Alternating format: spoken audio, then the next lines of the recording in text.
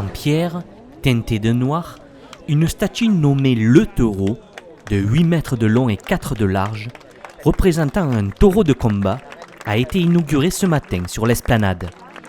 Œuvre du sculpteur géorgien contemporain György Bialava, le taureau, force brute de la nature, symbole de puissance, trouve sa place au cœur de la cité nîmoise qui n'oublie pas ses racines antiques et ses traditions. Cette sculpture est née de la volonté de Jean-Paul Fournier, maire de Nîmes, défenseur des traditions taurines, indissociable de la vie de la région. Oui, c'est un moment de fierté puisqu'effectivement, c'est une statue qu'on a attendue pas mal de temps.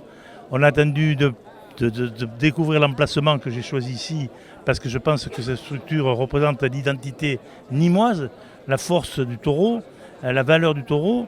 Et je pense qu'effectivement cet emplacement face aux arènes était le meilleur emplacement possible. Donc voilà, le choix a été fait ici il y a quelques temps déjà. Un choix qui conforte un peu plus Nîmes comme grande ville taurine de France. Exactement, je crois qu'effectivement il faut sublimer le taureau, je crois que je l'ai dit dans mon discours, il y a les corridas, il y a les ancières, il y a les abrivades, et le taureau est sublimé aujourd'hui par cette statue, et je pense que les Nîmois apprécieront.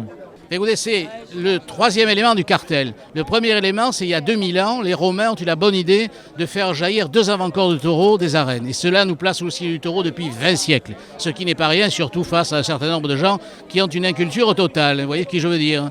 Dans les 2 taureaux qui jaillissent romains de l'amphithéâtre. Ensuite, le taureau qui se trouve au boulevard Jean Jaurès et qui est un très beau symbole aussi.